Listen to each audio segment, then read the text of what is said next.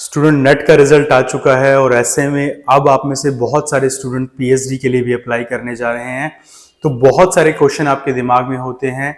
JNU के PhD form already out हैं, 20 नवंबर last date है फॉर्म को भरने की। अब यहाँ पर जो क्वेश्चन सबसे ज्यादा बच्चों को स्ट्राइक करते हैं वो सबसे ज्यादा कॉमन क्वेश्चन होते हैं हर कैंडिडेट के दिमाग में जो पीएचडी करना चाहता है। पहला क्वेश्चन ये है कि सर पीएचडी करी कहाँ से जाए, प्राइवेट यूनिवर्सिटी या कोई सेंट्रल या स्टेट यूनिवर्सिटी, कहाँ की पीएचडी ज्यादा क्रेडिबल मानी जाती है, वो क्वेश्चन सबसे ज्यादा दिमाग में आता है। वैलिडिटी किसकी ज्यादा है, ये क्वेश्चन आपके दिमाग में आते हैं।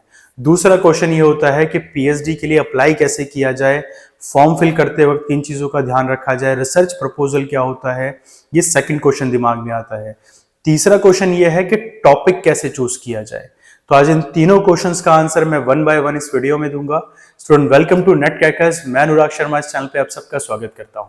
तो स्टूडेंट सबसे पहले क्वेश्चन से शुरुआत करते हैं। हमारा पहला क्वेश्चन ये है कि पीएचडी करी कहां से जाए, किसी सेंट्रल या स्टेट यूनिवर्सिटी से या प्राइवेट यूनिवर्सिटी को चूज किया जाए। तो स्टूडेंट अगर क्रेडिबिलिटी की बात की जाए वैलिडिटी की, तो ऐसे में सेंट्रल यूनिवर्सिटी हो, स्टेट यूनिवर्सिटी हो, डीम्ड यूनिवर्सिटी हो या कोई प्राइवेट यूनिवर्सिटी, सभी से की गई पीएचडी वैलिड होती है अनटिल अनलेस उन यूनिवर्सिटीज को इस चीज की ऑथराइजेशन यूजीसी की तरफ से या एआईसीटीई की तरफ से दी गई हो। फॉर एग्जांपल अगर मान लीजिए आप किसी प्राइवेट यूनिवर्सिटी से पीएचडी करना चाहते हैं लॉ के अंदर, बट उस यूनिवर्सिटी के पास लॉ के कोर्सेज हैं ही नहीं, वो फैकल्टीज ही नहीं है, तो ऐसी कंडीशन में उन यूनिवर्सिटीज को ये पीएचडी कराने के लिए ऑथराइजेशन नहीं दी जाएगी। ऐसी कंडीशन में अगर कोई ऐसी प्राइवेट यूनिवर्सिटी आपको कोई डिग्री दे भी देती है तो बहुत चांसेस हैं कि आपकी डिग्री को कैंसिल कर दिया जाए या फिर अनवैलिड उसको माना जाए। तो ऐसे में सबसे ज्यादा जरूरी क्वेश्चन यही उठता है कि जब भी आप किसी प्राइवेट यूनिवर्सिटी को अप्रोच करें पीएचडी करने के लिए, तो उस चीज को मेक श्योर करें कि उस यूनिवर्सिटी को फेक यूनिवर्सिटीज की लिस्ट में तो नहीं डाला है यूजीसी ने। दूसरी चीज, इस चीज को मेक श्योर करें कि उस यूनिवर्सिटी के कैंपस में आप जाएं, कंसर्न प्रोफेसर से मिले, कंसर्न फैकल्टीज से मिले, आप वहाँ के रिसर्च स्कॉलर से मिले, उनसे बात करें और इस चीज़ को समझें कि वहाँ पे किन प्रोसीजर्स के थ्रू चीज़ें आगे बढ़ती हैं। तीसरी चीज़ ये है कि आप यूजीसी की वेबसाइट पे जाके ये देखें कि जिस कंसर्न एरिया में आप पीएचडी कर रहे हैं, कि जिस टॉपिक पे आप पीएचडी कर रहे हैं, उन कंसर्न एरिया में टॉपिक पे पीएचडी कराने के लिए वो यूनिवर्सिटी वैलिडेट है या नहीं है। फॉर एग्जाम्पल मैं आपको एक इंसिडेंट बताता हूँ। एक बार एक स्टूडेंट मेरे पास आई और उन्होंने किसी यूनिवर्सिटी का एक ब्रोशर मुझे दिया और कहा कि सर मैं यहाँ से पीएचडी करना चाह रही हूँ, और कुछ एक बहुत बड़ा अमाउंट ऑफ फीस उन्होंने मेरे को बताया। तो मेरा पहला क्वेश्चन ये था कि क्या आपने यूनिवर्सिटी को विजिट किया। शी सेड कि नहीं सर, मैं उसके एक ऑफिस में गई थी जो दिल्ली में ही एक जगह पर था। सेकेंड मेरा क्वेश्चन था कि ऑफिस में आप जब गई थी तो वो ऑफिस कहाँ था, किस तरह से था। तो शी सेड कि सर एक शॉप जैसी थी, उस पर उन्होंने वो ऑफिस खोल रखा था।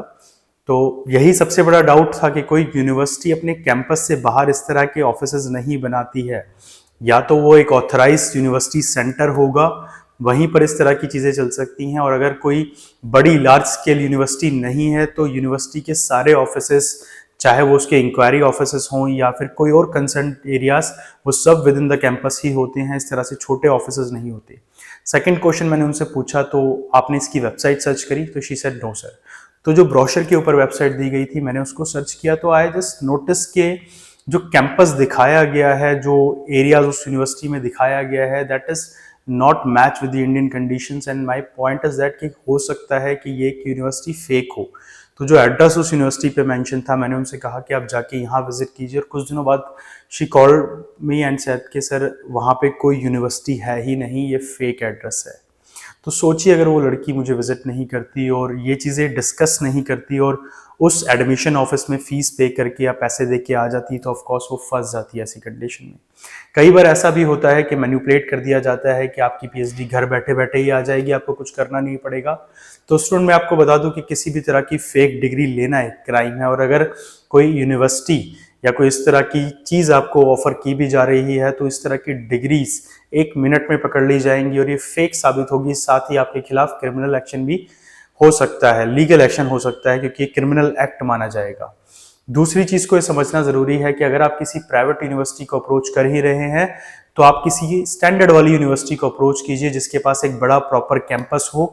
दूसरी चीज आप ये मेक श्योर कीजिए कि आप यूनिवर्सिटी विजिट करें, कंसर्न फैकल्टी से मिले, यूजीसी की वेबसाइट चेक करें, साथ ही इस चीज़ को देखें कि उस पर्टिकुलर कोर्स में क्या वहाँ से पीएचडी होती है, क्या कंसर्न फैकल्टीज वहाँ पर हैं। जब ये सारी चीज़ें आप मेक श्योर कर लें, उसी के बाद आप पीएचडी के लिए किसी भी प्राइवेट यूनिवर्सिटी में एनरोल करें। बात की जाए स्टेट या सेंट्रल यूनिवर्सिटीज़ की, तो यहाँ पर पीएचडी में एनरोल करने के दो तरीके होते हैं। पहला तरीका तो ये है कि आप एग्ज़ाम दीजिए यूनिवर्सिटीज़ का, जो कि एनुअली होते हैं, हर साल ये एग्ज़ाम होते हैं, आप इसे क्वालिफाई करते हैं, फिर आप पैनल के आगे जाके इंटरव्यू देते हैं, देन आप पीएचडी में एनरोल होते हैं। दूसरा जो यूजीसी की गाइडलाइंस है वो ये है कि अगर आप नेट और जेआरएफ क्वालिफाई हैं तो आप डायरेक्टली इस तरह के जो इंटरव्यू हैं उसमें अपेयर हो सकते हैं। बट यूनिवर्सिटी टू यूनिवर्सिटी कई बार नॉर्म्स चेंज होते हैं और ज़्यादातर सेंट्रल यूनिवर्सिटीज़ अपने टेस्ट के बेसिस पे ही पीएचडी का एनरोलमेंट जो है वो एक्सेप्ट करती है। तो यहाँ पे ये चीज़ें सारा समझना ज़रूरी है। बट हाँ, अगर आप किसी स्टैंडर्ड वाली प्राइवेट यूनिवर्सिटी से भी पीएचडी करके आ रहे हैं तो उसकी वैलिडेशन और क्रेडिबिलिटी सेम रहेगी जो किसी सेंट्रल या स्टेट यूनिवर्सिटी के लिए होती है। दूसरा क्वेश्चन आपका यहाँ पर अराइज होता है रिसर्च प्रपोजल को लेके। देखिए, रिसर्च प्रपोजल बेसिकली इंट्रोडक्शन है इस बात का कि आप किस एरिया में पीएचडी करना चाहते हैं। फॉर एग्जाम्पल, अगर आज मैं पीएचडी के लिए फॉर्म फिल करूं तो मैं सबसे पहले एक टॉपिक या एक टाइटल को चूज करूंगा।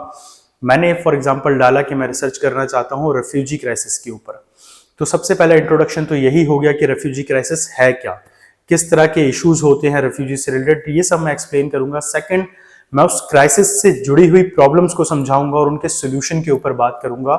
एंड फाइनली उस सोल्यूशन को मैं जब लेके आऊंगा तो उसमें किस तरह की मेथडोलॉजी मैं इस्तेमाल कर रहा हूँ, किस तरह के रिसोर्सेज का मैं इस्तेमाल करूंगा, कोई विजिट कहीं पर रिक्वायर्ड हो सकती है या अब तक कौन कौन सी रिसर्च इस पे हुई है, उसके क्या आउटकम है, इन सब चीज़ों को मैं वहाँ पर मेंशन करूंगा ताकि मेरा प्रपोजल वैलिड लगे प्रोफेसर्स को, उनको लगे कि हाँ इस एरिया में रिसर्च की जा सकती है, कैंडिडेट के अंदर पोटेंशियल एबिलिटीज हैं इस रिसर्च को कंडक्ट करने की, नॉलेज है इस रिसर्च को करने की, तभी वो आपकी रिसर्च प्रपोजल को एक्सेप्ट करते हैं। अदरवाइज प्रपोजल रिजेक्ट भी हो जाते हैं। अब यहाँ पर क्वेश्चन ये आता है कि टॉपिक कैसे चूज किया जाए। फॉर एग्जाम्पल, अगर आप किसी भी एरियाज में टॉपिक चूज करते हैं तो ये जरूरी है और सबसे पहला स्टेप तो मुझे लगता है यही होना चाहिए कि आप ये समझें कि किन एरिया में आप इंटरेस्टेड हैं। ऐसी कंडीशन में आप कंसर्न यूनिवर्सिटी जहां से आप पीएचडी करना चाहते हैं आप वहां विजिट कीजिए, सीनियर फैकल्टीज से आप मिलिए, उनसे बात कीजिए, उनसे जानिए कि किन एरियाज में रिसर्च की अपॉर्चुनिटीज यूनिवर्सिटी दे सकती है। तो ये सबसे इजी स्टेप होगा आपका टॉपिक चूज करने में। सेकंड, आप किसी रिसर्च पैनल से या स्कॉलर से जाके मिल सकते हैं जो आपको बताएं कि उनकी यूनिवर्सिटी किन किन एरियाज में रिसर्च को एक्सेप्ट कर रही है या और कौन से एरियाज में आप रिसर्च कर सकते हैं। तीसरा स्टेप ये होगा कि आप इंटरनेट पे सर्च कीजिए कि जो एरिया में आप इंटरेस्टेड हैं रिसर्च करने के लिए वहां पर अभी कौन कौन सी यूनिवर्सिटीज के अंदर रिसर्च चल रही है। इससे हो सकता है कि आपके लिए ये चूज करना कि आपको पीएचडी कहाँ से करनी है वो थोड़ा सा इजी हो जाए। फॉर एग्जाम्पल, अगर मान लीजिए कि आपको ट्राइबल इशूज पे कोई पीएचडी करनी है तो ऐसे में जो इंडिया की ट्राइबल यूनिवर्सिटी है आप वहां पर जाके अप्रोच कीजिए, उसकी वेबसाइट को सर्च कीजिए, वहां पर रिसर्च का जो ऑप्शन होगा वहां पर आप जाके देखिए कि किन किन एरियाज में रिसर्च हो रही है या हो चुकी है। तो इस तरीके से आप अपना रिसर्च प्रपोजल तैयार कर सकते हैं, टॉपिक चूज कर सकते हैं। वेबसाइट की बात की जाए तो शोध गंगा वेबसाइट है जिसपे जाके आप पुराने रिसर्च प्रपोजल्स को, रिसर्च पेपर्स को पढ़ सकते हैं और आइडिया ले सकते हैं। इसके अलावा हजारों लाखों इंडिपेंडेंट रिसर्च जो है इंटरनेट पे अवेलेबल है। यू जस्ट मेक श्योर कि जिस एरिया में आप रिसर्च करना चाह रहे हैं उसमें आपका इंटरेस्ट हो, प्लस एक ऐसा वैलिड इशू हो जिसमें रिसर्च के लिए अपॉर्चुनिटी आपको मिले। बिकॉज रिसर्च प्रोसीजर एक लंबा टाइम है, 3 साल आप लगभग लगाएंगे, तो ये मेक श्योर करना जरूरी है कि गवर्नमेंट आपके ऊपर इतना एक्सपेंडिचर लगाने के लिए तैयार हो, क्योंकि आपका रिसर्च का जो आउटकम है इट मस्ट बी वैलिड। अब यहाँ पर एक और क्वेश्चन बच्चों के दिमाग में आता है, वो इस चीज़ को लेकर आता है कि अगर हम रिसर्च कर रहे हैं, रिसर्च की फील्ड में जा रहे हैं तो इसमें जेआरएफ का क्या फ़ायदा है। कई बार बच्चे पूछते हैं कि सर क्या अगर हम जेआरएफ पहले क्वालिफाई नहीं करते बाद में करते हैं तो ऐसी कंडीशन में क्या हमें स्कॉलरशिप का बेनिफिट मिलेगा। तो सुन, मोस्टली यूनिवर्सिटीज़ में अगर आप एनरोल करते हैं पीएचडी में और बाद में आप जेआरएफ क्वालिफाई करते हैं तो इसके बाद गाइड के ऊपर ये डिपेंड करता है कि वो आपको ये अपॉर्चुनिटी देते हैं या नहीं देते। बिकॉज यूनिवर्सिटीज़ के अंदर जो गाइड होते हैं उनको भी फिक्स एक कोटा मिलता है कि आप इतने स्टूडेंट्स को जो है ये दे सकते हैं या इतनों को नहीं दे सकते। तो ऐसे में मोस्टली जो यंग स्टूडेंट्स हैं, जो फ्रेश एनरोलमेंट है, उन्हीं को प्रेफर किया जाता है जेआरएफ का एक बेनिफिट देने के लिए। इसके अलावा बहुत सारी स्कीम्स होती हैं जो सेंट्रल और स्टेट स्पॉन्सर होती हैं, जिनका आप बेनिफिट उठा सकते हैं। अगर आप इकोनॉमिकली वीक सेक्शन से आते हैं तो ऐसी कंडीशन में वो स्कीम आपको आपकी स्कॉलरशिप में हेल्प कर सकती है। अब एक लास्ट क्वेश्चन जिससे हम यहाँ डील करेंगे वो ये है कि कब होते हैं पीएचडी एग्जाम और कहाँ से हम चेक कर सकते हैं इसके बारे में। तो स्टूडेंट, भारत में जितनी भी सेंट्रल और स्टेट यूनिवर्सिटी है, मोस्टली यूनिवर्सिटीज फरवरी से लेके अगस्त सितंबर के बीच में अपने पीएचडी एग्जाम्स के नोटिफिकेशन और एग्जाम्स को कंडक्ट कराती हैं। अगर आप नेट क्वालिफाई कर चुके हैं, जीआरएफ क्वालिफाई कर चुके हैं, तो ऑलरेडी जेएनयू का एग्जाम तो पीएचडी के लिए जो फॉर्म्स हैं वो स्टार्ट हो चुके हैं और साथ ही बाकी यूनिवर्सिटी के फॉर्म्स भी जनवरी फरवरी तक आने शुरू हो जाएंगे। तो you just keep update yourself. आप इसी चैनल के साथ जुड़े रहिए। इस तरह का जो भी लेटेस्ट अपडेट आता है हम आपको शेयर करते रहेंगे। साथ ही जो भी डाउट होंगे आपके पीएचडी से रिलेटेड, आपके रिसर्च टॉपिक से रिलेटेड या कोई और डाउट इसी एरिया में, तो आप नीचे दिए गए हमारे नंबर पे हमें कॉल कर सकते हैं, व्हाट्सएप पे मैसेजेस कर सकते हैं। हम इस तरह के डाउट्स आपके सॉल्व करते रहेंगे। चैनल के साथ जुड़ने के लिए धन्यवाद। वीडियो पसंद आए तो लाइक जरूर कीजिए। Thank you.